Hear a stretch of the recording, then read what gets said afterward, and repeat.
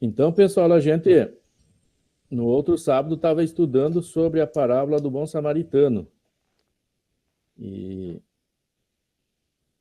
já fizemos uma análise do início ali da parábola, que fala de um homem que descia de Jerusalém para Jericó e caiu nas mãos dos salteadores, os quais os despojaram, espancando-o, se retirando, deixando-o meio morto.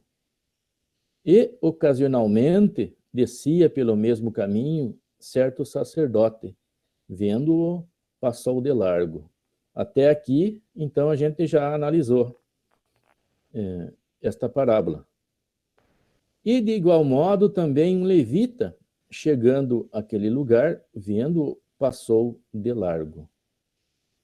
Gostaria de perguntar para o Paulo Borges, por que Jesus, assim, deu importância a esse trajeto que o sacerdote fazia e que também o levita fazia. E, e eles ignoraram a presença daquele homem caído, precisando de ajuda. Ele fala ali, no meu entender, que os dias de hoje, que muitas vezes nós somos religiosos, mas passamos, não auxiliamos. Porque ele estava na condição de sacerdote, de padre, e outro auxiliar do padre.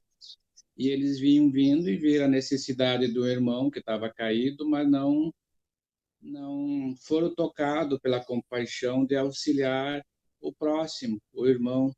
Então, seria, no meu entender, essa situação que deixou a desejar. Então, quer dizer que o religioso tem que dar o exemplo, ser o primeiro a auxiliar o seu próximo, e não passar de largo, passar do outro lado, ou fazer de conta que não vê. Ele não foi próximo daquele que estava ali, ele não foi o bom samaritano, né? Claudilaine, você conseguiu entender qual é o papel do levita naquela sociedade, naquela comunidade judaica?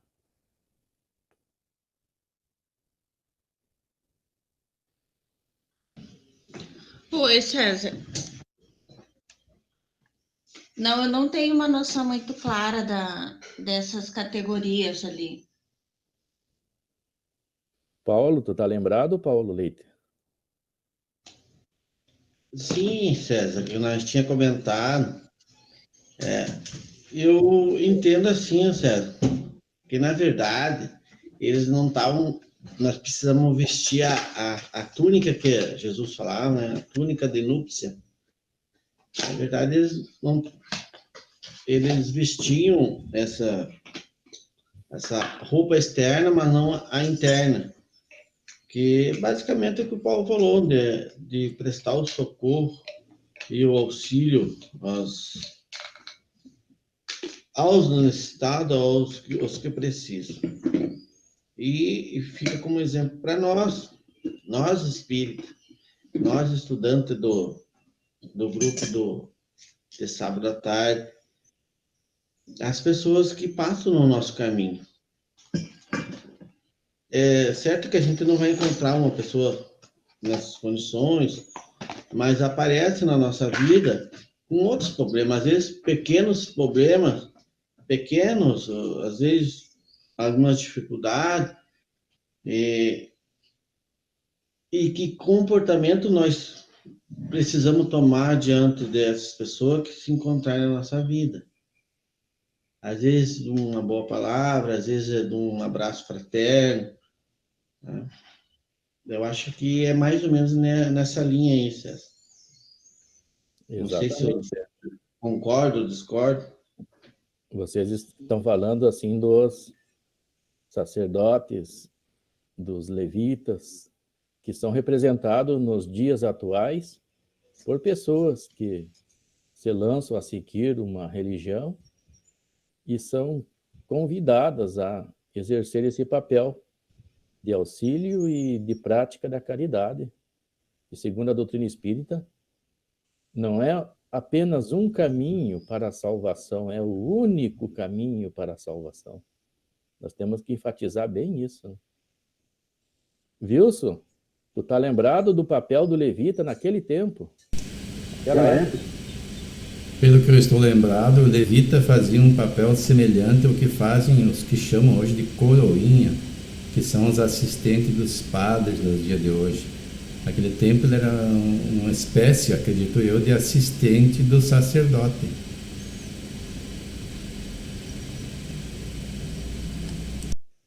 Além disso, pessoal, que o Wilson falou, eles eram responsáveis pela todas as atividades do templo, de preparação, limpeza, e eram envolvidos diretamente nessa função.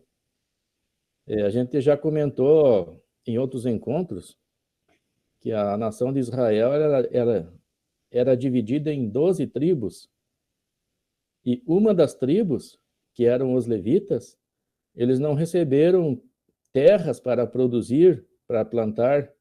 Eles tinham a única função, apoiar os sacerdotes e atuarem no templo. Então eram pessoas envolvidas com a religião do judaísmo, diretamente. E Jesus colocou essa figura, assim como sacerdote, porque eles deveriam ter obrigação de entender essa necessidade de amor ao próximo, de auxílio ao próximo. E eles falharam. Eles falharam porque a parábola fala que eles realizavam a mesma descida que aquele homem realizou, uma descida espiritual, né? Uma queda espiritual. E a parábola continua. Mas um samaritano que ia de viagem chegou ao pé dele e, vendo-o, moveu-se de íntima compaixão. Terezinha Isolã, gostaria de ouvir a sua opinião. Por que que Jesus utilizou a figura do samaritano, deste samaritano, que ia de viagem e chegou ao pé dele e se interessou por esse homem?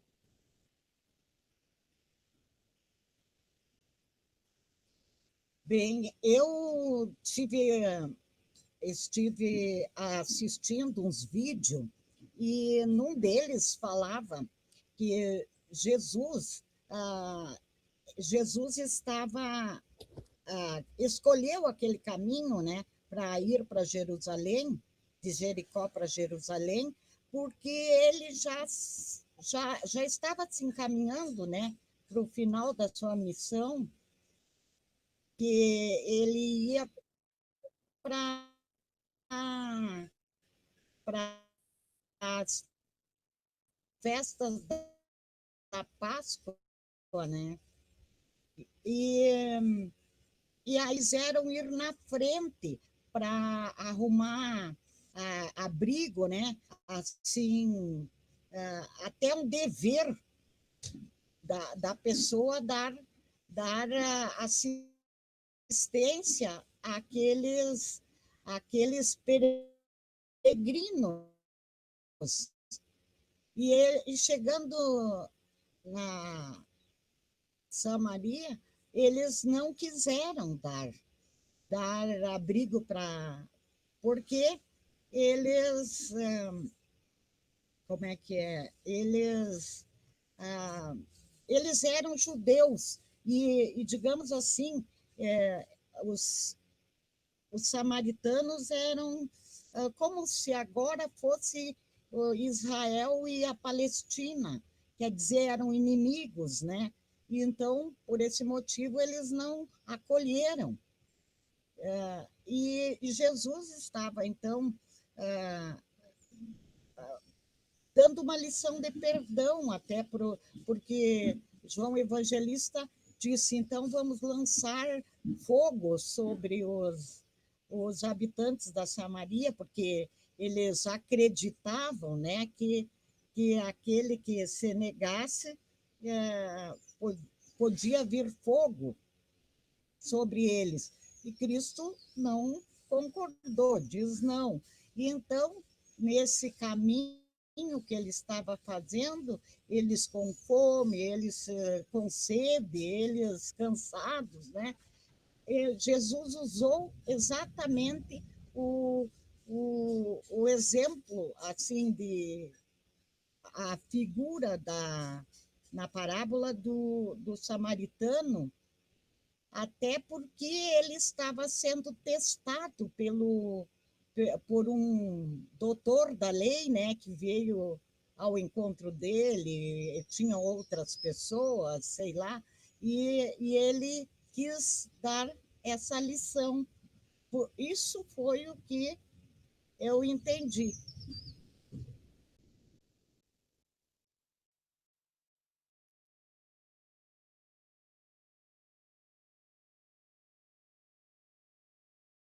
Muito bem explicado, Terezinha. É exatamente isso que aconteceu. O Jesus estava chegando da Samaria. Realmente era final da caminhada missionária dele na Terra. E os apóstolos tinham aquela impressão, assim como todos os outros judeus da Galileia e da Judéia, tinham a impressão que os samaritanos eram um povo inimigo, adversário, um povo ruim, um povo mau. E quando Jesus foi interpelado por aquele fariseu que questionou ele pegou e contou essa parábola para que eles entendessem, assim como o fariseu e os apóstolos entendessem que mesmo entre os samaritanos pode haver pessoas boas, pessoas caridosas que cumprem com esse dever para com o próximo. E a parábola, ela continua, né? E aproximando-se, atou-lhe as feridas, aplicando-lhe azeite e vinhos, e pondo-o sobre sua cavalgadura, levou-o para uma estalagem e cuidou dele. E partindo ao outro dia, tirou 2 dinheiros e deu ao hospedeiro, e disse-lhe: cuida dele, e tudo o que demais gastastes, eu te pagarei quando voltar. O que deu para entender dessa última parte aí da parábola, Wilson?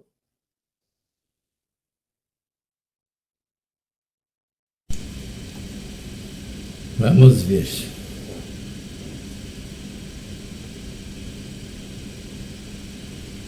Isso aqui mostra o trabalho que uma pessoa de bem ou caridosa faz em benefício do assistido. Mas ela não fica o tempo todo cuidando, porque diz assim: e partindo ao outro dia, tirou 2 dinheiros e deu-os ao hospedeiro, e disse-lhe: cuida dele, e tudo demais que gastares, eu te pagarei quando voltar. Ou seja, a pessoa assiste a pessoa no sentido de dar assistência, providencia o de que ela necessita, mas não tem de ficar a vida inteira cuidando da pessoa, mesmo que responsabilizado à distância, é o que eu posso entender aqui. E nesse ponto também, esse samaritano, né, ele se preocupou, ele parou, ele não fez como os outros que passaram ao largo. Ele viu, sentiu, percebeu a necessidade e não ficou questionando, não fez nenhuma indagação. Era o momento e ele agiu, socorrendo da forma como tinha, inclusive usando os seus próprios recursos. Se nós formos olhar os sacerdotes da época, eles tinham uma ideia de que tocando um cadáver eles ficavam contaminados. Talvez essa tenha sido uma das razões porque o sacerdote não tocou naquele homem, porque ele estava como morto, ali deixando-o meio morto. Então a pessoa passava e quem não se aproximasse para ver até poderia pensar que estava morto. E o sacerdote, se tocasse nele e isso viesse a público, não poderia exercer suas atividades por um certo ponto. E talvez pela mesma razão o levita também passou. Mas o samaritano, como não estava vinculado a essas práticas nenhuma, mas apenas ao sentimento do coração, esse parou, sem empecilhos quaisquer de preconceito ou de conceitos e socorreu o próximo. Por isso ele foi usado como próximo, porque antes foi perguntado a Jesus quem é meu próximo, e daí Jesus usou essa imagem do samaritano para que nós possamos entender que o nosso próximo é aquele que nos socorre e no sentido de nós sendo socorristas, aquele que está próximo, que está necessitando, não importa quem. E o samaritano dá um exemplo de como proceder.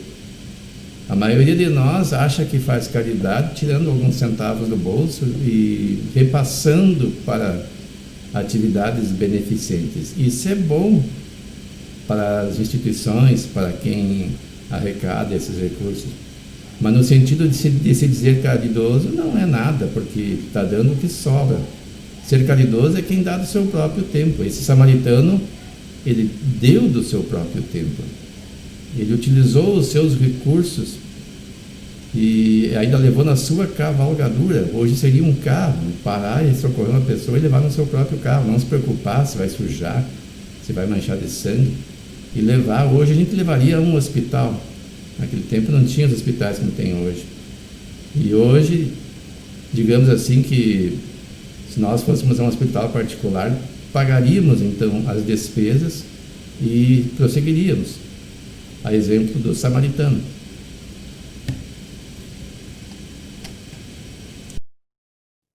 Paulo Borges, qual seria o denário ou dinheiro que nós podemos ofertar para as pessoas que vão até a casa espírita buscar ajuda, buscar auxílio? Eu acho que essa acolhida, esse amor, esse carinho, tratar eles como assim, como irmão mesmo, ser fraterno com eles e ter a empatia de se colocar assim, ver que o sofrimento deles assim para eles é bastante. Então assim, ter esse sentimento que muitas pessoas falam em fazer a caridade. Não, tu tem que ser caridoso. Tu tem que ser caridoso com aquele que se aproxima para ver as dificuldades e tentar da melhor maneira fazer esse socorro, fazer essa parte que nos toca no sentido assim de um bom cristão.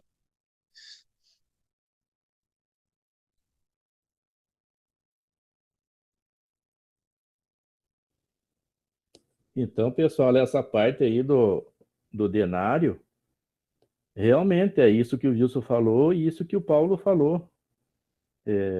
No entendimento literal, significa 2 dias de salário que este bom samaritano deixou para o hospedeiro. Mas, nos dias atuais, ele pode se desdobrar nas nossas ações para com as pessoas que precisam de auxílio e precisam de ajuda.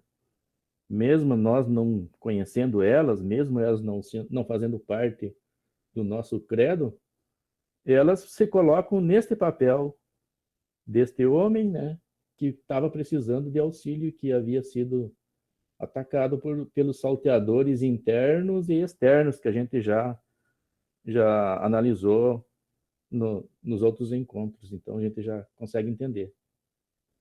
E o próprio tempo, né, que a gente se dedica para atender essas pessoas, para auxiliar essas pessoas, pode ser comparada com o denário ou dinheiro que Jesus falou nesta parábola.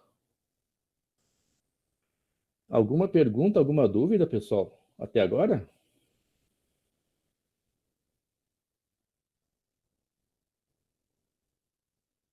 Então vamos adiante. Paulo Borges, gostaria de seguir a leitura para nós? Vamos lá. Então, a parábola do bom samaritano é um exemplo que ilustra a moral do evangelho, fundamentada na prática da caridade. Toda a moral de Jesus se resume na caridade e na humildade, isto é, nas duas virtudes contrárias ao egoísmo e ao orgulho. Em todos os seus ensinamentos, ele aponta essas duas virtudes como as que conduz à eterna felicidade. Bem-aventurados, disse aos pobres de espírito, isto é, aos humildes, porque deles é o reino dos céus.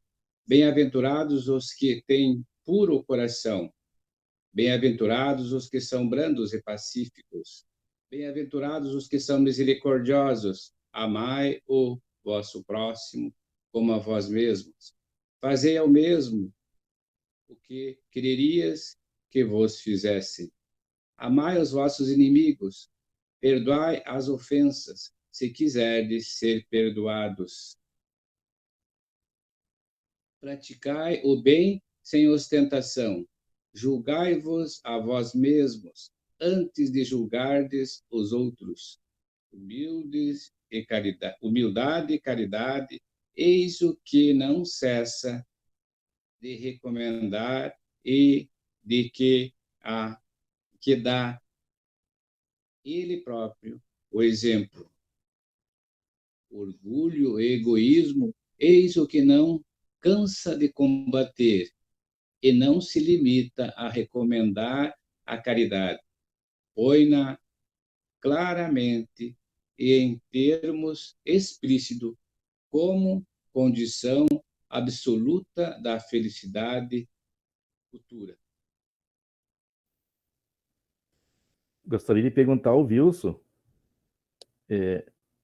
hoje em dia, já se passaram quase 2000 anos do tempo em que Jesus esteve encarnado no nosso meio, ou no meio da humanidade. Ainda a humanidade precisa de desenvolver essas virtudes de caridade e de humildade? Olha, já houve um grande progresso na humanidade, se formos comparar àquela época. Mas estamos muito distante ainda da plena caridade e da humildade. Eu digo que houve um grande progresso, porque se nós formos fazer um levantamento, o que existe de instituições beneficentes que socorrem os menos afortunados da vida, para não dizer os infelizes, é algo assim inimaginável. É preciso fazer um levantamento. São milhares, se não milhões de instituições. Milhares que eu digo são aquelas de maior envergadura, mais de conhecimento do público. Mas toda cidade tem pequenas instituições que às vezes são até desconhecidas. E isso denota que houve um grande progresso no sentido de solidariedade, de fraternidade, de assistência ao mais necessitado. As próprias nações se socorrem nos momentos de dificuldade. Isso a gente percebe que até o interesse da própria humanidade é que todos estejam bem, né? Porque se uma nação, para estar bem, ou uma sociedade, ela não pode estar bem sozinha com outras nações ou sociedades mal, porque existe até uma relação de interesse comercial, de veiculação de mercadorias, de consumo, de produção, de matéria-prima. Então é interessante que todos estejam bem. Até mesmo de uma forma um tanto quanto egoística, nós estamos agora nos auxiliando.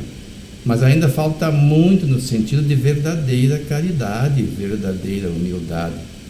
Às vezes, ou frequentemente, ou quase sempre até, as pessoas que socorrem alguém não demonstram humildade, mas orgulho por poder ajudar, por se encontrar numa situação melhor ou por se achar melhor que aquele que está necessitado.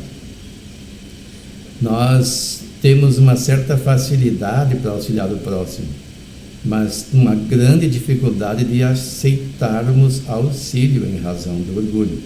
Então a humildade está longe, mas avançou bastante em relação àquele tempo. A caridade, como eu disse, evoluiu bastante, mas ainda falta bastante a percorrer, porque ela não é plena. Nós costumamos, como eu disse antes, auxiliar o próximo com pequenas doações daquilo que sobra na nossa carteira. Então são poucos que dedicam o seu tempo, e aí nós temos os Médicos Sem Fronteira, a Cruz Vermelha, e várias outras, só mencionei duas que me veio à mente agora, instituições de grande envergadura que fazem isso. E nas cidades também tem pequenos grupos de pessoas que fazem. Quando nós vamos a Porto Alegre, passando por Espumoso, por exemplo, a gente encontra uma pequena casa, quase no meio do nada lá, Associação de Senhoras. Mas é pequena mesmo, é menor que a nossa sala aqui de casa. Aí eu fico imaginando uma associação de senhoras, o que elas fazem? Certamente elas se reúnem com algum propósito beneficente de produzir, como produzem na nossa casa espírita, aí na Fé e Esperança, artesanatos e outros bens de auxílio aos mais necessitados. Então, utilizando o seu tempo, isso é sinal de que houve um progresso da humanidade no sentido de fazer a caridade. Claro, não são todos, mas eu tenho um grupo expressivo de pessoas que vai nesse caminho.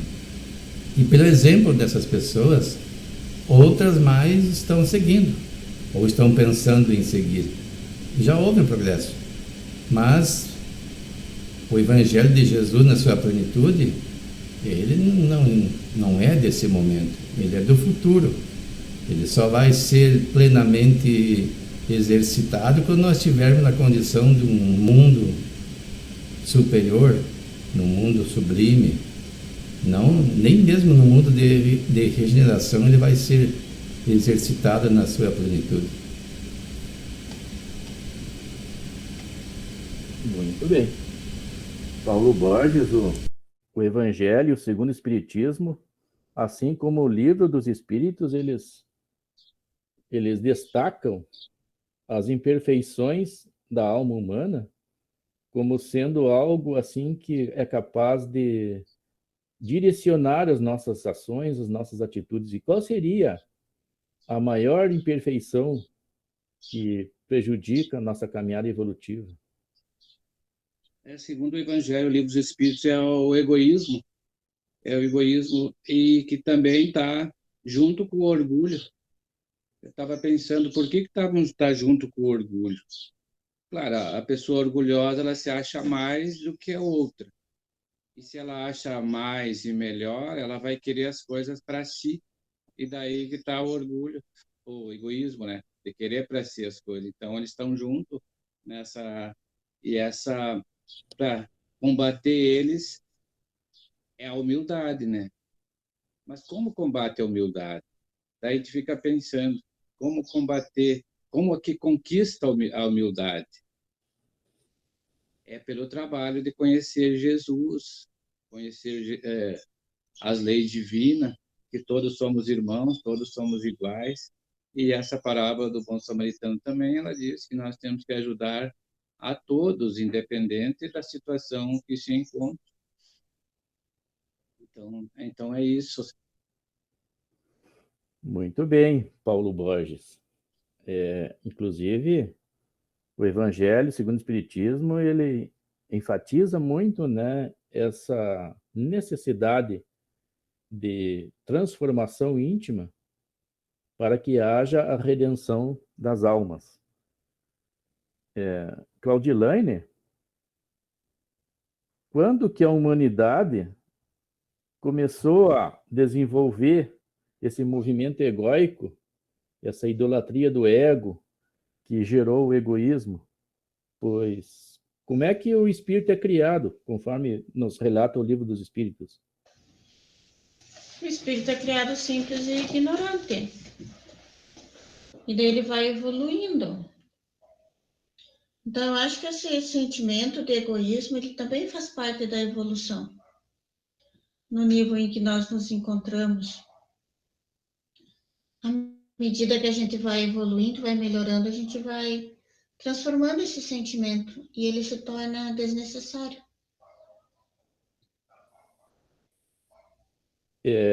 Se Deus nos criou simples e ignorante, né? Simplicidade, ela tem a ver com humildade ou tem a ver com a pessoa estar destituída tanto do orgulho como do egoísmo? Não, a humildade tem a ver com esses sentimentos, quanto Quanto menos orgulho, menos egoísmo se tem, né? Mais se tem dessa humildade que é referida no Evangelho. Humildade como sentimento mesmo, né? De apreciação da vida, reconhecimento da obra do Senhor. Isso envolve uma série de questões. Então, se a gente observar, né, como todo o espírito ele é criado simples e ignorante, Deus deixou o caminho, né, para se desenvolver da simplicidade às virtudes humanas e da ignorância à inteligência, o desenvolvimento intelectual, para que as duas se somassem e formassem as duas asas do anjo, para que nós pudéssemos voar. Então, mas ao longo do caminho, quase que na maioria, né, ou na maioria, esses espíritos começam a desenvolver o egoísmo, o orgulho e a vaidade. Aí há a necessidade da intervenção, né, do Evangelho de Jesus para nos recolocar no caminho novamente. Então são coisas que nós humanos criamos, não é coisas que são naturais, né? Nós criamos devido a esse desvio do caminho, como Jesus fala na outra parábola do filho pródigo, né? Do que era pródigo aquele filho? Era pródigo de orgulho, de vaidade, de imperfeições. E se desviou do caminho. Aí ele teve que readquirir essas virtudes fundamentais, né? E a primeira delas é a humildade. Para nós podermos perdoar, é preciso já desenvolver essas virtudes essenciais, né? Para que as outras venham logo em seguida. Paulo Leite, poderia seguir na leitura para nós?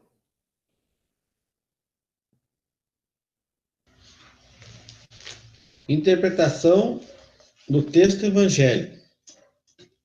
E respondendo, Jesus disse: descia um homem de Jerusalém para Jericó e caiu nas mãos dos salteadores, os quais o despojaram e, espancando-o, se retiraram, deixando-o meio morto. Lucas 10:30. Jerusalém, do hebraico Urussalim, que significa a fundação de Salém, é uma cidade bíblica espalhada entre dois montes, altitude média de 750 metros, limitada ao sul e ao oeste pelo Vale do Enon e a leste pelo Vale do Cedron, que a separa do Monte das Oliveiras. Jerusalém começou a ser habitada desde o 3º milênio antes de Cristo, depois da conquista do local pelos israelitas.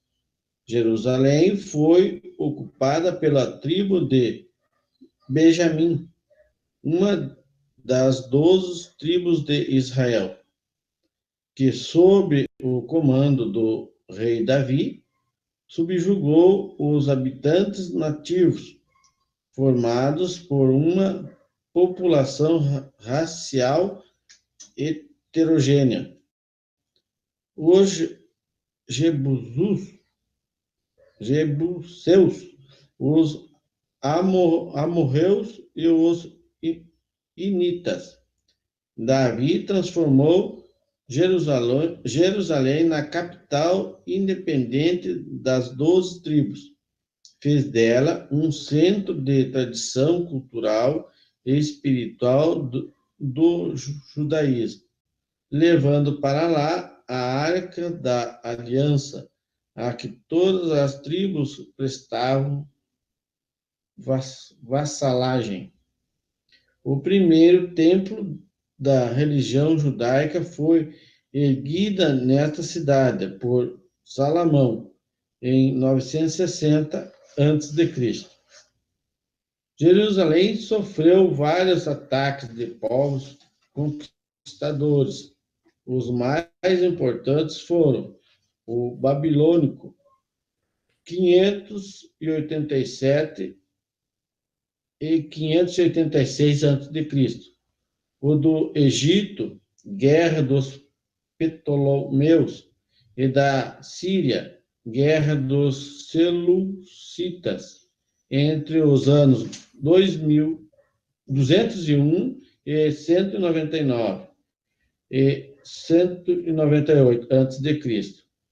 Em 63 a.C., os romanos dominam a região e designam Herodes, reis da Judéia em 40 a.C. Vamos fazer uma análise, então, desse trecho. Paulo, vamos fazer uma análise, então, desse trecho que o Paulo leu, para nós ter uma ideia do significado dessa cidade de Jerusalém para os judeus, né? Naquele tempo era muito importante e nos tempos atuais continua sendo importante, continua sendo a capital de Israel.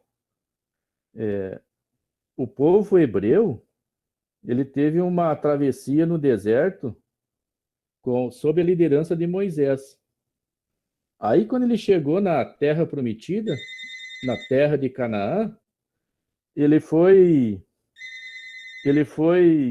liderado por Josué. Josué que assumiu o comando do povo hebreu naquele momento, na chegada.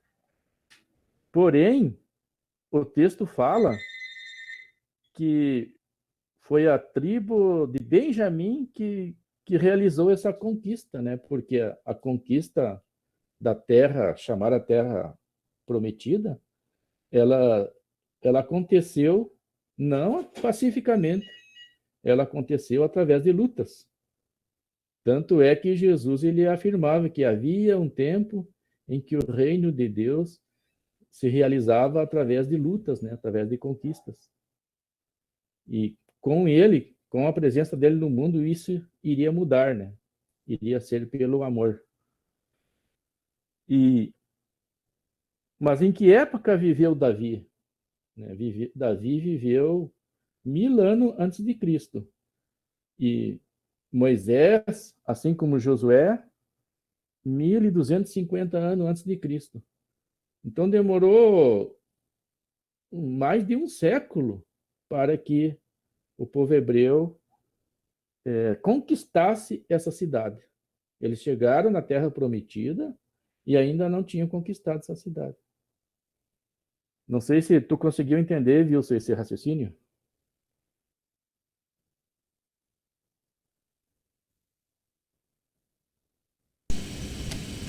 Essa parte histórica da Bíblia eu não domino muito, mas deu bem para entender. Inclusive, o Josué, ele é considerado pelos historiadores um dos maiores estrategistas, né, da história. E ele que liderou esse povo hebreu quando eles chegaram lá. Chegaram na Terra Prometida, né? Conforme as profecias, iria jorrar leite e mel, e tiveram que lutar por ela ainda. Ela já estava habitada. E no caso do Jericó, é outra cidade que também ela teve um conflito para que houvesse a conquista de Jericó. Mas isso ocorreu depois, né? Depois de Jerusalém.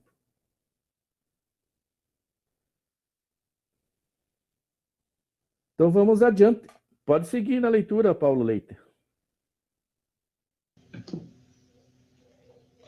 Espiritualmente falando, Jerusalém é considerada a sede do monoteísmo, simbolizando para o judaísmo uma cidade santa, da mesma forma que Meca para os muçulmanos e Roma para os católicos nos dias atuais. Jerusalém é capital de Israel e também para os palestinos a capital do Estado palestino. Essa situação representa um foco de contínuos conflitos religiosos e políticos, acerbado pelas ideologias fanáticas e extremistas ali existentes. Jericó, do hebraico,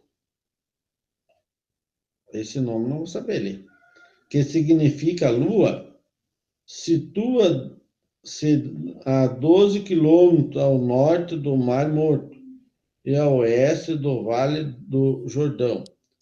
Em termos de altitude, é uma das cidades mais baixas da Terra. É uma das cidades mais baixas da Terra, localizando-se a 258 metros abaixo do nível do mar. Cidade muito antiga, com vestígios da presença de caçadores mesolíticos 9.000 anos antes de Cristo.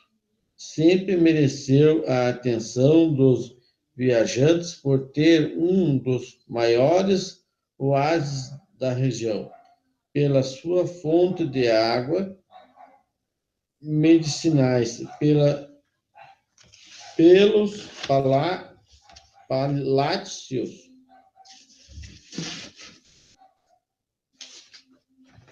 palácios construídos no período helenístico e a época de Herodeus, pelo enorme aqueduto rodeado de palmeiras e pela beleza do luxo das moradias erguidas por famílias ricas de Jerusalém. Vamos analisar então, Paulo, agora esse trecho que o Paulo leu. Terezinha Isolã ou a Dona Antoninha, qualquer uma das duas. Deu para entender, então, por que Jesus fazia esta relação de descida de Jericó com queda espiritual?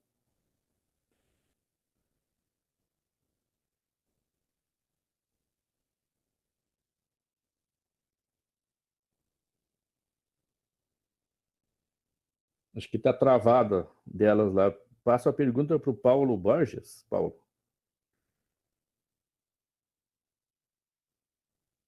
Mas, César, para falar a verdade, eu não entendi.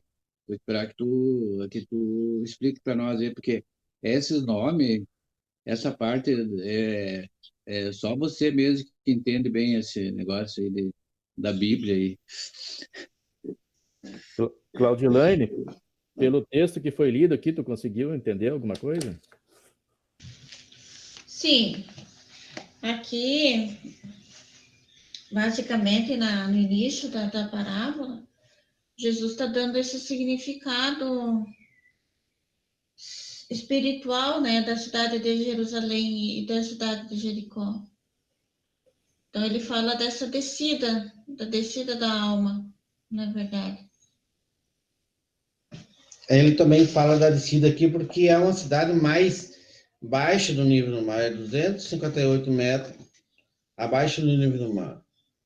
E a cidade era cidade conflituosa, né? Até hoje. Inclusive, daí Jesus fez essa associação, né, com uma caminhada evolutiva do espírito, devido a essa cidade ter essa característica, né? Significa lua, né, o nome dela, Jericó, significa lua, e ela foi fundada por adoradores da lua, né? Então era uma certa religião pagã, uma religiosidade pagã. E o povo e os judeus detestavam isso, né? Achavam que era heresia. E ela é uma cidade, conforme está aqui, né, muito antiga. Mas segundo o que eu já obtive de informações, é uma das cidades mais antigas do mundo que já existiu. Eles falam que em 9.000 anos, né, antes de Cristo, né? E nos dias atuais ela está completando 11.000 anos. E a Jericó existe ainda, está lá ainda.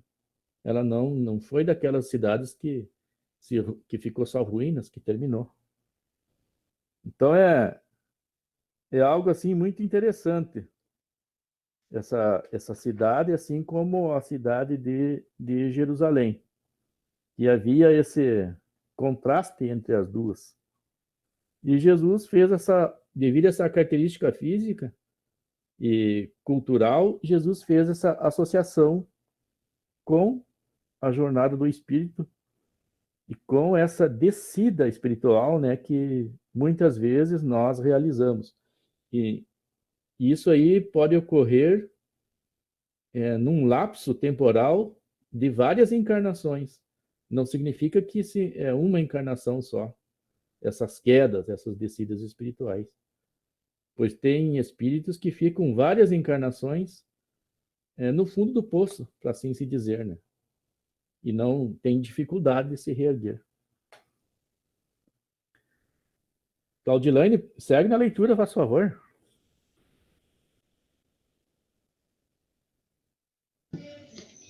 A rota de Jerusalém para Jericó, no passado e no presente, se caracteriza pela movimentação comercial. A parábola nos relata a história de um homem que, viajando de Jerusalém para Jericó, foi assaltado, espancado e deixado quase morto à beira da estrada. O episódio nos conduz a algumas reflexões fundamentadas nas orientações dos espíritos. Destaca-se, em primeiro lugar, a violência a que o viajante foi submetido, característica de um mundo de expiações e provas, onde o mal predomina. A Terra, conseguintemente, oferece um dos tipos de mundos expiatórios cuja variedade é infinita, mas revelando todos como caráter comum o servirem de um lugar de exílio para espíritos rebeldes à lei de Deus. Esses espíritos têm aí de lutar ao mesmo tempo com a perversidade dos homens e com a inclemência da natureza. Duplo e árduo trabalho que simultaneamente desenvolve as qualidades do coração e as da inteligência. Uma via comercial como a existente entre Jerusalém e Jericó, de intenso trânsito e movimentação de bens materiais, atrai a presença de trabalhadores honestos, que com esforço e dedicação garantem a subsistência, quanto à permanência de pessoas inescrupulosas, descomprometidas com o bem, que não hesitam em prejudicar os desavisados que por ali transitam. Na tentativa de retirar o espírito da letra, entendemos, em segundo lugar, que a descida de Jerusalém para Jericó pode ser analisada em outro contexto. Indica a queda de um padrão vibratório mais elevado para um plano de vibrações inferiores, em decorrência da invigilância moral.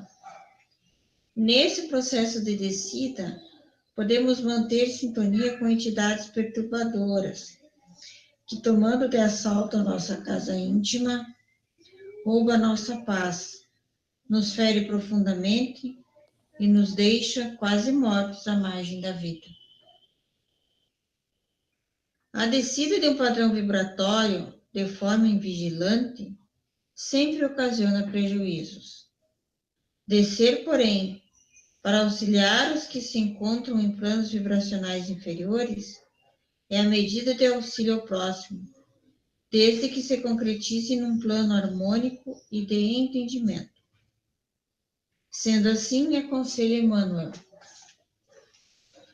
desce elevando aqueles que te comungam a convivência, para a vida em torno, suba igualmente de nível. Nesse sentido, não te esqueças do Mestre que desceu até nós, revelando-nos como sublimar a existência. Todavia, por descer, elevando quantos lhe não podiam compreender a refulgência da natureza, da altura, é que se fez o caminho de nossa ascensão espiritual, a verdade de nosso gradativo aprimoramento e a visão de nossas vidas, a erguer-nos a alma entenebrecida no erro para a vitória da luz. Muito bem, Claudilane. Então, vamos fazer uma análise desse trecho aqui. E eu gostaria de ouvir a opinião do Wilson. Atualmente, ainda nós estamos vivendo num mundo de provas e expiações. E esses personagens que Jesus citou nessa parábola possuem alguma representatividade ainda nos dias atuais? Nós aprendemos em Espiritismo que o espírito nunca regride, no máximo estaciona. Nós estamos aqui aprendendo que ele pode baixar o padrão vibratório. E você falou que isso pode acontecer por várias encarnações. O que acontece então? Como é que ele podia ter um padrão vibratório mais elevado e de repente baixar? Nós temos que entender que o nosso processo de escalada evolutiva não é porque a gente sabe que tem que cumprir certas obrigações ou porque aprendeu um roteiro de luz. É preciso vivenciá-lo. O que aprendemos em Espiritismo que ninguém regride é no sentido de aquilo que ele já introjetou de virtude, de conquistas reais, isso ele não perde. Mesmo as questões intelectuais que são materiais ou intelectivas, isso também não é perdido. Ele pode passar uma encarnação com um cérebro que não permita ele manifestar sua inteligência, nem mesmo suas virtudes. Mas a questão de um espírito baixar o padrão vibratório, isso é normal naqueles que estamos num processo de aprendizagem, de exercício das virtudes que ainda não temos na sua plenitude, mas em germe. Então nós falamos aqui em caridade, falamos em amor ao próximo, mas precisamos ser experimentados. Nós vimos no começo dessa narrativa que diz que passou ao largo. Passar ao largo representa, nós vamos ver mais adiante, a ideia de aquele que cansou de fazer a caridade e que observa o necessitado e ignora. Faz por um certo tempo aquilo que lhe competia fazer no sentido de se adequar com as leis de Deus, com amor ao próximo, mas cansa da tarefa porque ele ainda não está com essas virtudes conquistadas. Ele está se esforçando por conquistar. E há momentos em que a pessoa desanima e ela volta ao patamar que estava antes, ou seja, ao patamar de baixo padrão vibracional. Ele não tinha um padrão vibracional permanente ainda porque não o havia conquistado, estava lutando por isso. Nós percebemos muitas pessoas que adentram em diversas atividades beneficentes ou de aprimoramento do intelecto ou mesmo das questões espirituais, como nos grupos de estudos, nos templos religiosos de diversas correntes, entusiasmados, e vive nesse meio por um certo tempo. De repente abandonam tudo, volta às práticas antigas. Eles regrediram? Não, só voltaram ao seu padrão vibratório de anteriormente, já no qual estavam acostumados. Esse padrão não é o pior. Nós já vimos de padrões bem inferiores, em que não tínhamos nada de sentimento, era puro instinto, já evoluímos um pouco. Mas essa questão de descida ainda acontece e acontece muito. E a gente às vezes se surpreende com isso nos diversos meios do campo filosófico, religioso, e nos espantamos.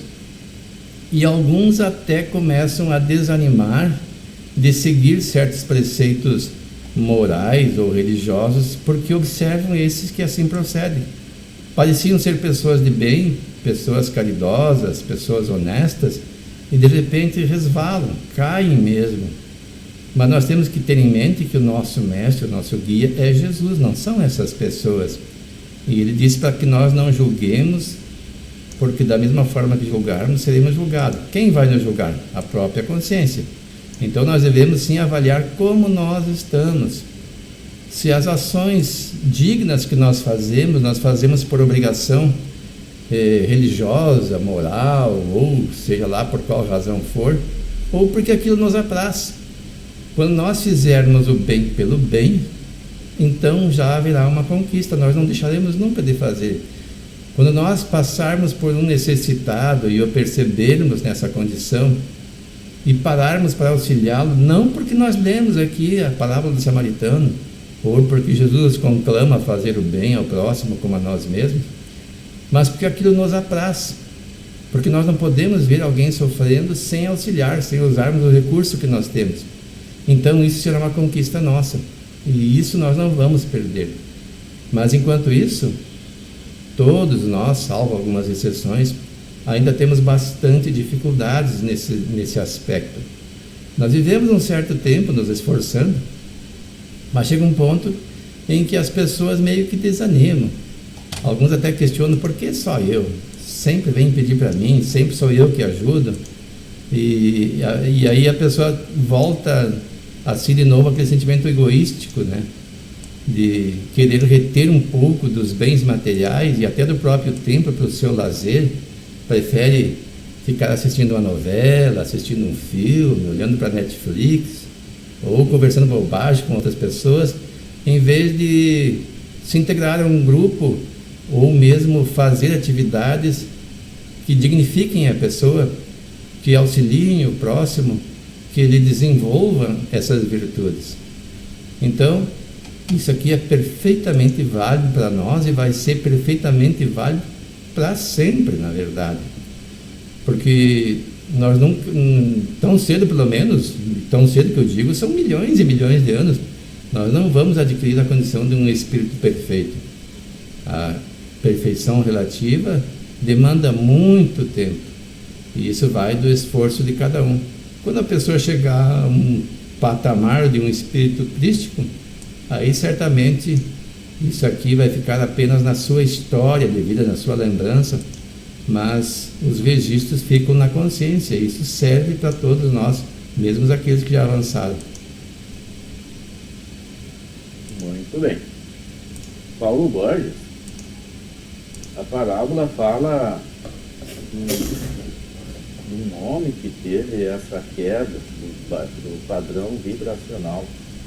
E também o texto fala que Jesus baixou o seu padrão vibracional para poder vir até nós, nos socorrer, nos amparar e nos auxiliar.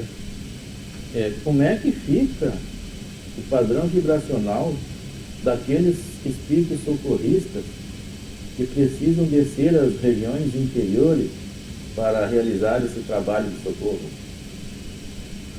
É um trabalho missionário.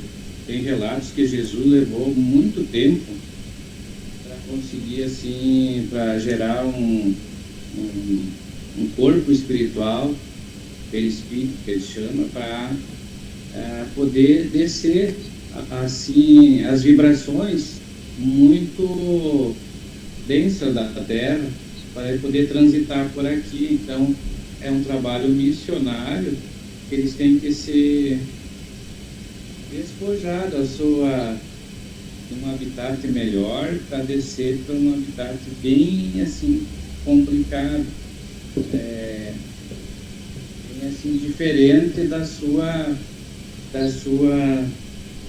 evolução.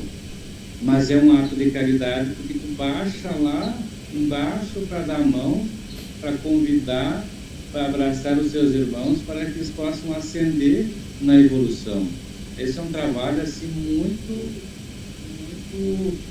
gera uma evolução assim muito grande para esses espíritos missionários.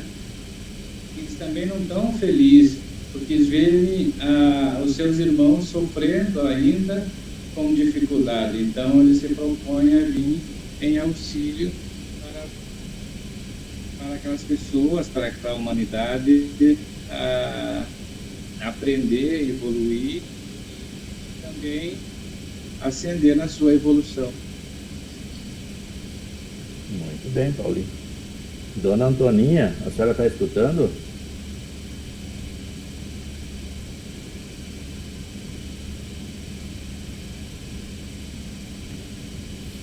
Eu acho que a Dona Terezinha não está lá presente.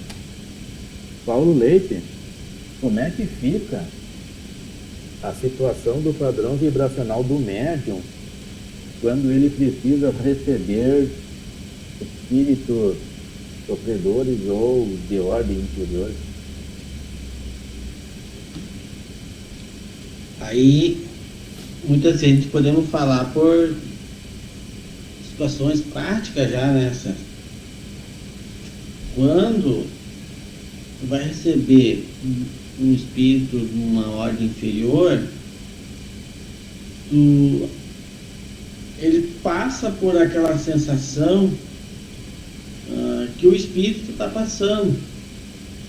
Tu passa a sentir a sensação do mal-estar que o espírito sente, né?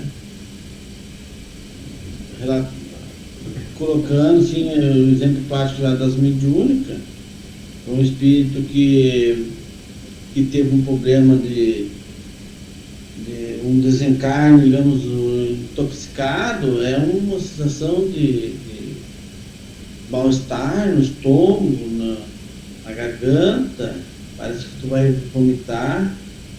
E quando tu recebe assim, aquela influência de um espírito que já trabalha num nível mais elevado, te dá aquela leveza. E depois tu fica, parece que tão tranquilo após passar. Eu não sei se eu respondi a tua pergunta. Exatamente, Paulo. Exatamente, existe esse movimento, né, vibracional. É do médium e do espírito que está se comunicando. Dona Antoninha, a senhora compreende como é que acontece isso? Como é que fica o padrão vibracional do médium no momento em que ele recebe um espírito sofredor ou de ordem inferior? Sim. Quando o espírito aproxima-se para a gente receber essa opinião com ele, em primeiro lugar, ele transmite o que ele sentia. Se ele está arrependido mesmo, a gente sente a vontade de chorar, aquela angústia, aquilo que aquele espírito sentia. Se a gente vai dar atenção, deixar que ele fale, é tipo assim, César, parece que a gente não está no lugar da gente, parece que a gente vem vindo, até que ele transmita por internet da gente aquilo que ele está sofrendo, o que ele passou, o que ele está ali, né? Aí, por último, como diz para o médico, para nós, os médicos, então, por último, daí o mentor espiritual, o anjo de guarda da gente, ele chega, através da ajuda dos irmãos da corrente, ele chega a ajudar aquele espírito para ele ser, como eu disse, converter na doutrina, ganhar luz, para ele subir melhor do que quando ele chegou. Porque geralmente, quando um espírito se comunica na corrente mediúnica, é porque ele já está arrependido de alguma coisa, como disse, que ele fez em vidas passadas, ali que ele quer ajuda, né? Porque eu nunca observei, nunca vi esse espírito mal chegar e fazer, não. Só apenas um espírito arrependido. Ele transmite a energia, ele sente a vontade de ele chorar. A primeira coisa, a gente sente a vontade de chorar, que é a energia. Depois ele vai tomando, daí parece que a gente está sonhando, parece que até com a ajuda dos mentores e da corrente mediúnica, para encaminhar aquele espírito a subir melhor do que quando chegou. Assim que eu entendo, mas eu estou estudando para aprender. Exatamente, dona Antoninha. Esse processo aí, ele é um fenômeno necessário Então, se o médium, ele precisa baixar o padrão vibracional dele para que haja conexão com esse espírito. Se ele não baixar, não há essa conexão. E os espíritos encarregados da sessão mediúnica, eles promovem rebaixam o padrão vibracional do médium e elevam o padrão vibracional do espírito que está sendo atendido, para que haja essa conexão. E aí se processa esse atendimento.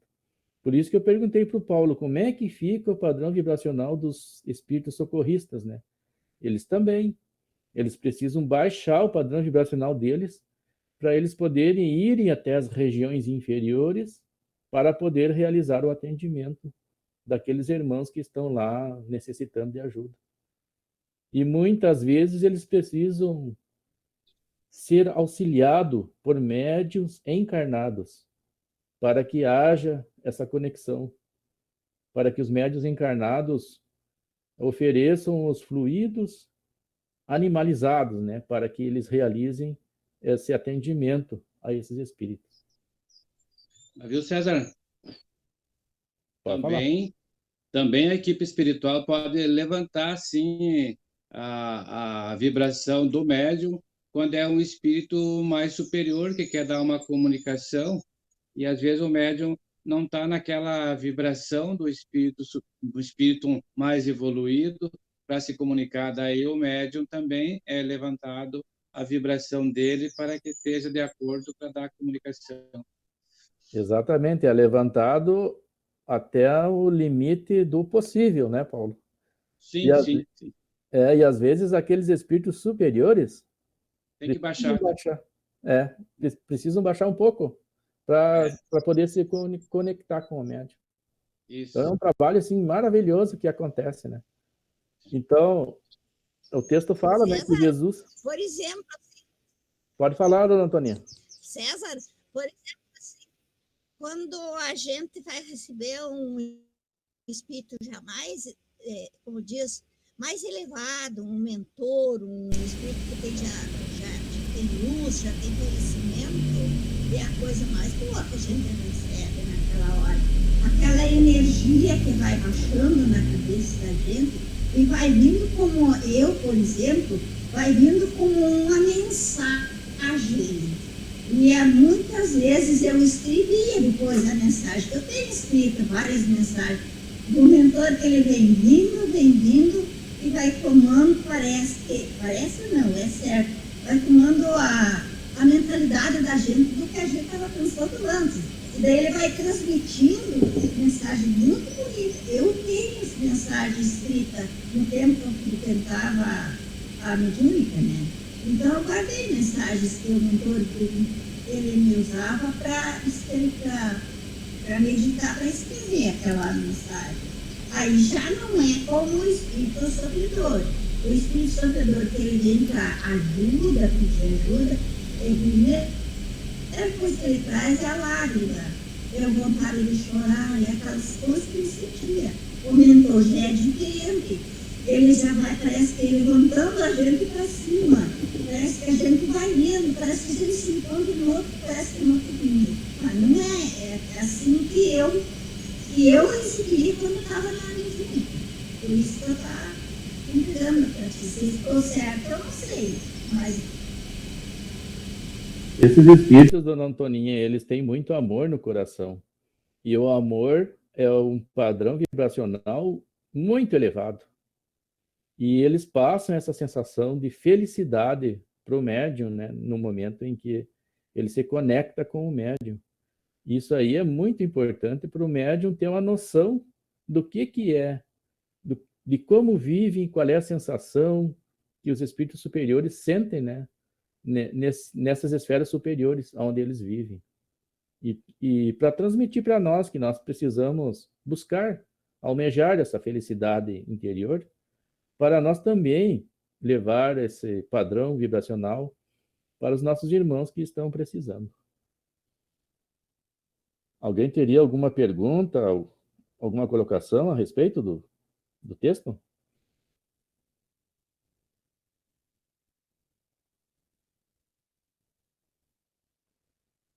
Então vamos seguir adiante.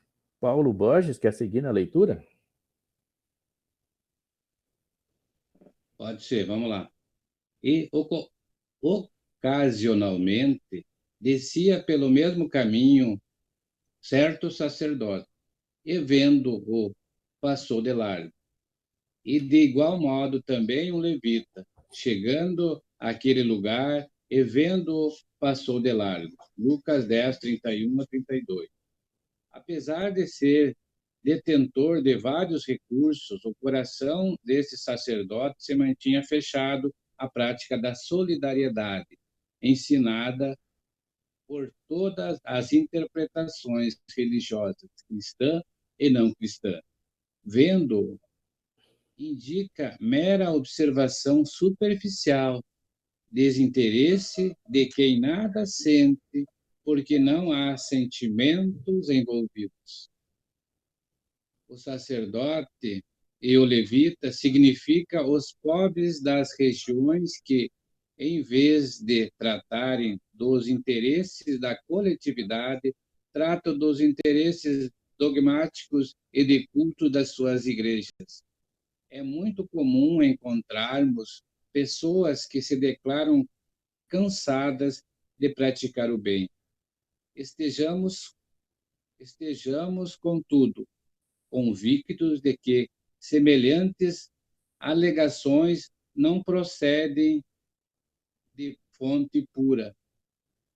É indispensável muita prudência quando essa ou aquela circunstância nos induz a refletir nos males que nos assaltam, depois do bem que julgamos haver semeado ou nutrido. Se nos entediamos da prática do bem, semelhante desastre expressará em verdade que ainda não nos foi possível a emersão do mal de nós mesmos. Vamos analisar então esse trecho, Paulo, aí que você acabou de ler, que fala também desse sacerdote e desse levita que estavam de igual modo realizando o mesmo caminho daquele homem, a mesma descida daquele homem. Paulo Borges, qual seria, assim, a razão por que eles não se interessaram por aquele homem? Olharam visualmente, mas não, nem sequer se aproximaram. Ele fala da superficialidade, assim, o sentimento não é tocado. Quer dizer que eles não tinham esse amor no coração que tu falou antes, que os espíritos superiores têm.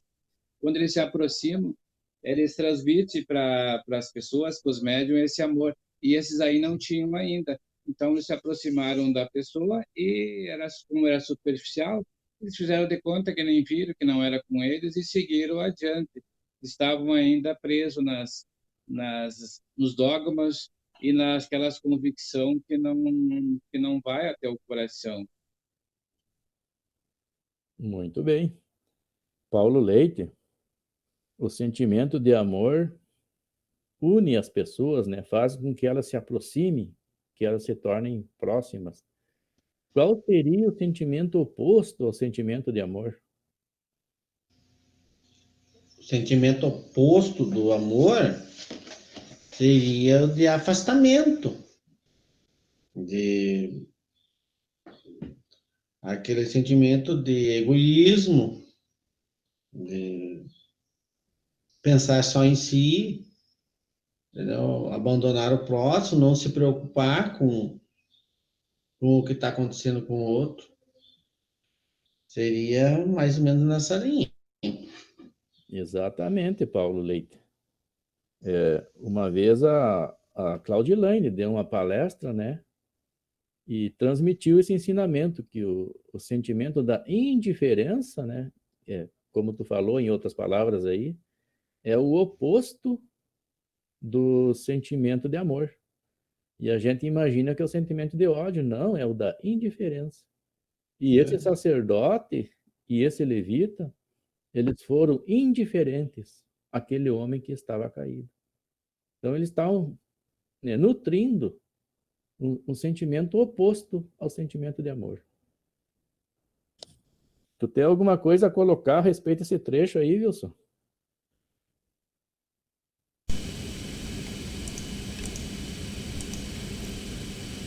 Bom, aqui ele diz assim, ocasionalmente. Já começa colocando uma palavrinha que se nós não prestarmos atenção, nos foge. Quantos de nós ocasionalmente também não fazemos a mesma descida?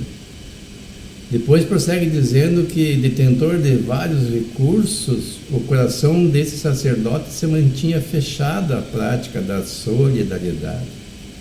E que todas as religiões cristãs e não cristãs ensinam isso.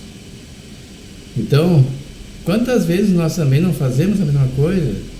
E se torna quase que impossível fazer sempre. Eu fico reflexionando, aqui em Santo Ângelo até mais fácil, uma cidade de pequeno porte. Mas se formos numa cidade grande, se alguém for fazer isso que esse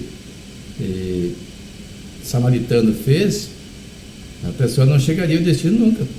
Porto Alegre, por exemplo. Várias sinaleiras, principalmente na região central, tem pessoas pedindo. Em vários viadutos tem pessoas embaixo dos viadutos, vivendo. Nenhum está naquela condição que estava essa pessoa assaltada, que diz aqui que foi socorrida.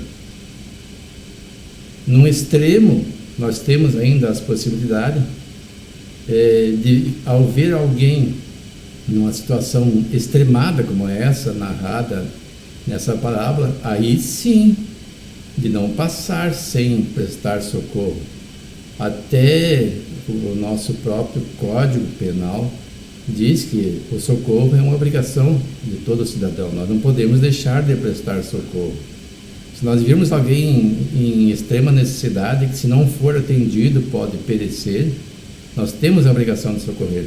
Mas independentemente disso, por uma questão até de solidariedade, nós também precisamos socorrer o próximo, porque hoje é ele, amanhã poderemos ser nós. Por exemplo, as pessoas que somos diabéticos, que fazemos uso de insulina ou outro hipoglicemiante oral, a pessoa pode estar em via pública e ter uma crise hipoglicêmica e cair. Imagine se ninguém se importar.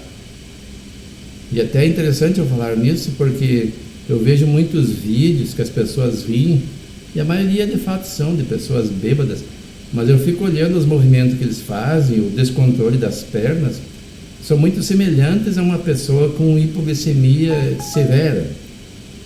A hipoglicemia severa é quando a glicose cai demais e o cérebro não funciona como deveria funcionar, porque a atividade cerebral depende de oxigênio e glicose, esses dois itens exclusivamente. Faltando qualquer um deles já não funciona direito. Então você vê uma pessoa e pensa que está bêbada e até ri e deixa de socorrer. Então, em primeiro lugar, achar engraçado uma pessoa bêbada não é uma coisa adequada, porque é uma pessoa dependente do álcool a ponto de não ter controle do seu consumo e ficar naquela situação. Outra, temos certeza que é uma pessoa embebedada, que é uma pessoa que se embriagou? Então a gente precisa ficar um pouquinho mais atento a essas questões. Eu sei que aconteceu em Porto Alegre de uma pessoa cair e as pessoas que estavam próximas achavam que era uma pessoa bêbada, mas alguém tinha um certo conhecimento e levantou a hipótese de que fosse uma hipoglicemia, e era. Então essa pessoa foi o samaritano daquela ocasião. Os demais apenas criticavam e até zombavam daquela pessoa que não tinha mais nem condições de dizer o que estava acontecendo com ela. Então a vida para nós apresenta muitas coisas e também ocasionalmente nós podemos estar nesse processo de descida vibracional. E quando nós descemos vibracionalmente, fica distante de nós essa frequência que nos permite estar em sintonia com os bons espíritos. Inclusive os bons espíritos, até o mentor daquela pessoa em necessidade. Se eu tiver com um padrão vibracional elevado, eu posso ser intuído por esse mentor, porque ele vai encontrar em mim um canal de sintonia, intuído a passar por aquele lugar ou olhar para aquela pessoa e me importar por ela. Então, isso é muito importante para que nós analisemos a profundidade desse ensinamento de Jesus. Paulo Borges, o que é necessário para nós, então, para que ocasionalmente não venhamos a ter quedas? Orar e vigiar, né, como dizia Jesus, porque é bem fácil. A gente foi comentado, acho que no outro sábado, né, que a gente pode estar, por exemplo, numa casa espírita, digamos, está bem harmonizado, e daí sair, ter alguma dificuldade no trânsito e baixar a nossa vibração. Temos que ter o cuidado para orar e vigiar os nossos pensamentos e os nossos atos, para não cair em tentações, até como dizia Jesus. Exatamente. E nas nossas orações, frequentemente a gente pede equilíbrio, né? O que seria o equilíbrio? Será que a gente compreende o que é isso, né? A nossa caminhada evolutiva, ela ocorre de forma linear ou ela ocorre numa sequência de quedas e altas, né? Parecendo um eletrocardiograma do coração, né?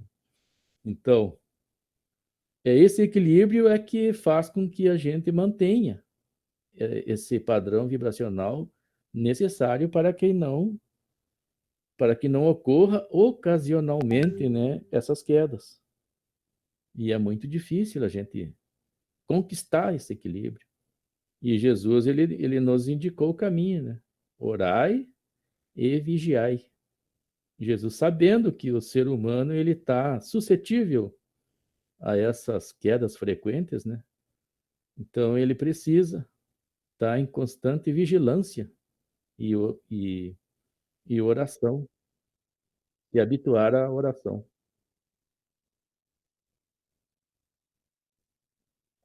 Vamos adiante, pessoal. Paulo Borges, gostaria de ler mais um trecho para nós, hein? Vamos lá. Não me lembro, nós paramos, acho que ali no... Daí ser sempre atual a exortação de Paulo. Tá. Daí ser sempre atual a exortação de Paulo. E vós, irmãos, não vos canseis de fazer o bem. Acho que é Timóteo 3:13. Passar de largo reflete ociosidade mental. Enfatiza postura de quem está acostumado a cultivar o interesse pessoal e a indiferença para com as necessidades dos que sofrem. Cedo ou tarde, essa atitude repercutirá no íntimo do ser, gerando processos de culpa. Quando fugimos ao dever, precipitamos-nos nos sentimentos de culpa, do qual se origina o remorso, com múltiplas manifestações, impondo-nos brechas de sombras nos tecidos sutis da alma.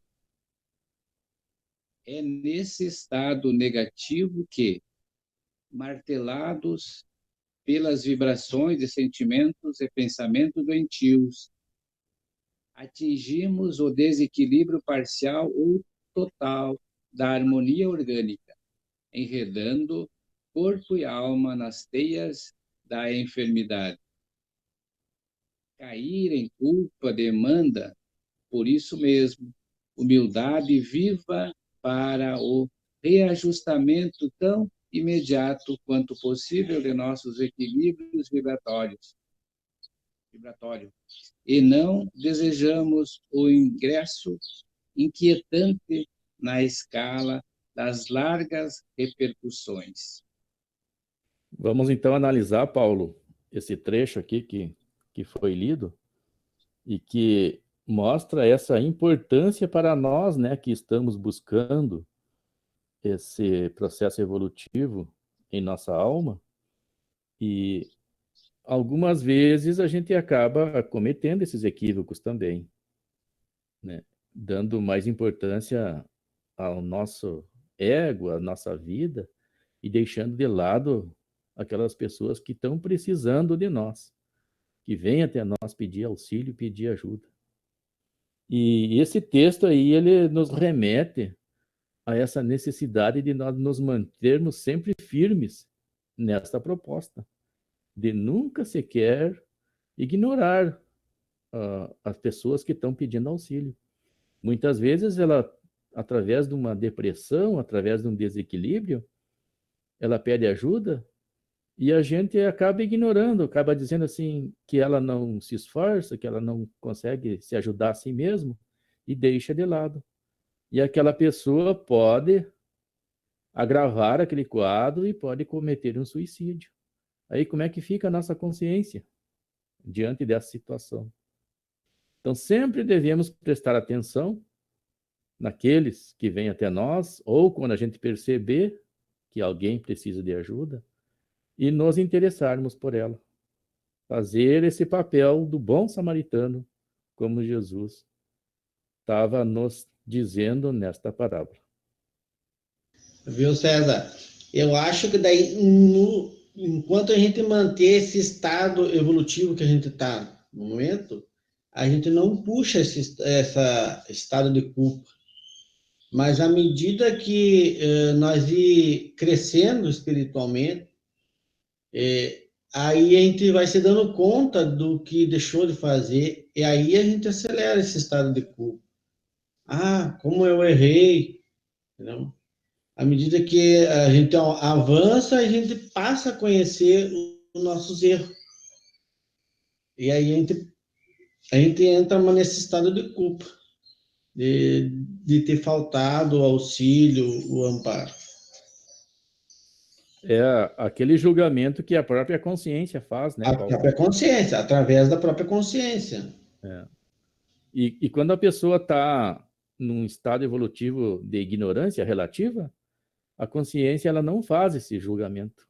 Ela acha que Para foi... ela é normal, passa despercebido. Exato. Aí a importância do despertar, né, para esta nova realidade que a doutrina espírita vem nos oferecer. Pessoal, já estamos chegando no nosso horário. Já são 5h33. Eu gostaria de agradecer a participação de todos e convidar para o dia 9 de janeiro nós retornarmos novamente. Pessoal, não esqueçam, 9 de janeiro vai estar postado lá o link para um novo encontro. E gostaria de convidar o Wilson para fazer a prece de encerramento do ano, esse ano diferente que nós tivemos, né, de estudo, e que nós possamos retornar novamente no ano que vem.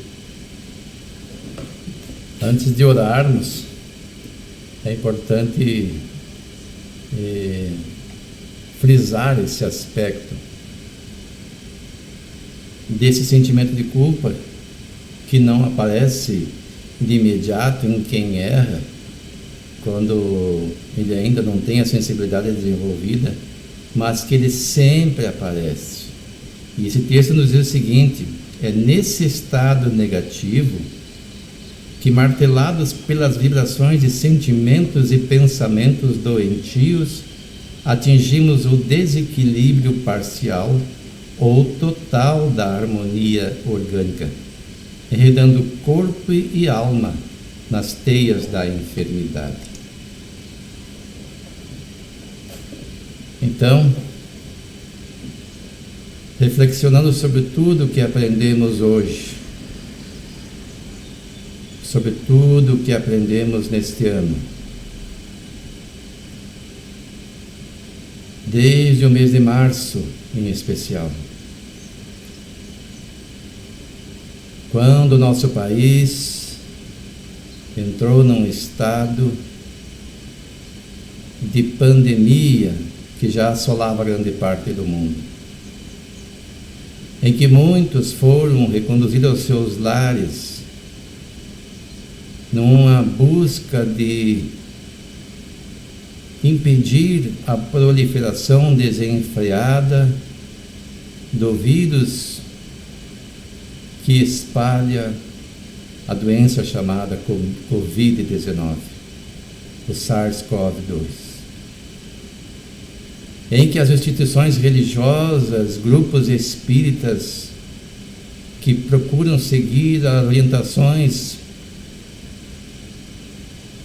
provindas das autoridades competentes com esse mesmo objetivo, cerraram suas portas.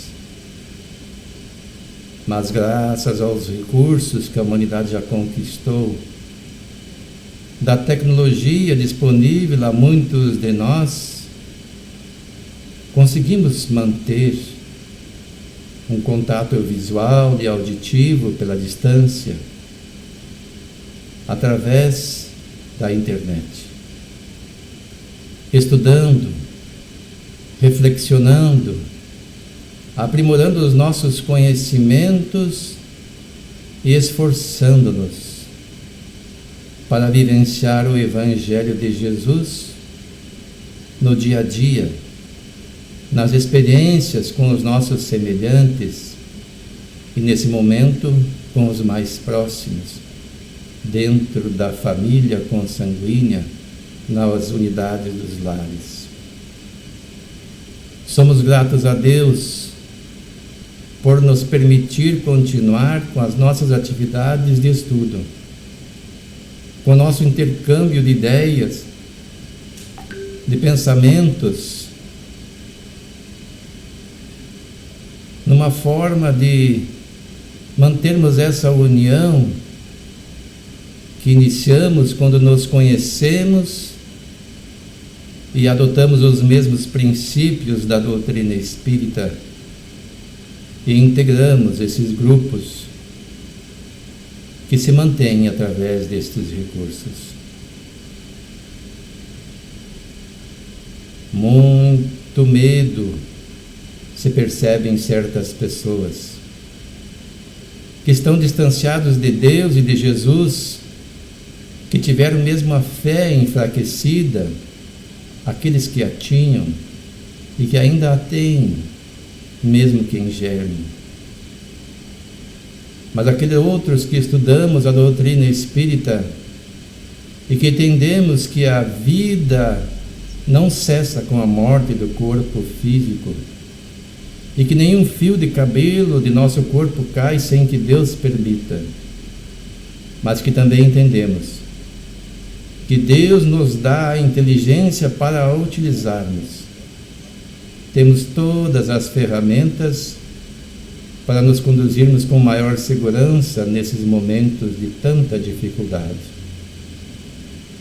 E aqueles irmãos que fraquejam, Senhor, possam compreender melhor o Evangelho de Jesus, as Tuas leis, e saber que você, que Tu, Senhor, está no comando de tudo. E como já foi dito, tudo o que acontece é com Tua permissão. E que Tu inspiras aqueles que se esforçam para solucionar os problemas da sociedade. Sabemos que há muitas dificuldades no campo moral ainda, de pessoas que malversam os recursos destinados a socorrer o próximo. Mas vários, principalmente os médicos e pessoas de boa índole, trabalham com esse propósito. Inspira o Senhor nesse propósito de salvar vidas, de trazer novamente o equilíbrio à sociedade. E esse grupo de estudos que mantivemos possa se manter forte, coeso, com esse mesmo propósito para retornar dia 9 de janeiro do ano que vem, prosseguindo nesses estudos, para que nós possamos continuar sempre confiantes em Ti, confiantes em Jesus, confiantes de que já evoluímos o suficiente, já temos uma sociedade organizada, As comunicações facilitam para vencermos os desafios da vida. Muito obrigado, Senhor, por tudo que nos dás. Muito obrigado, Senhor, pelas bênçãos que nem percebemos, pelo ar que respiramos. Aqueles que temos a saúde física e mental que nos permite desincumbirmos-nos de nossas obrigações. E aqueles que lutam para reavê-las, abençoa-os, Senhor, para que encontrem o equilíbrio, a saúde tão buscada.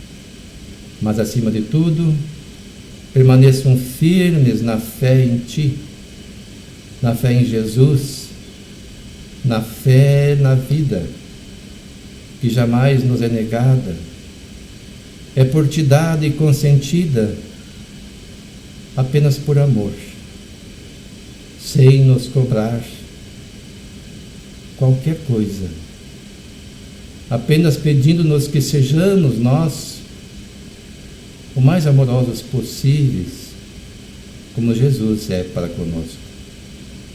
Obrigado, Senhor, por tudo que nos deu e por tudo que nos dás e darás. Assim, em Teu nome e em nome de Jesus, encerramos o último encontro deste grupo de estudo deste ano. Que assim seja.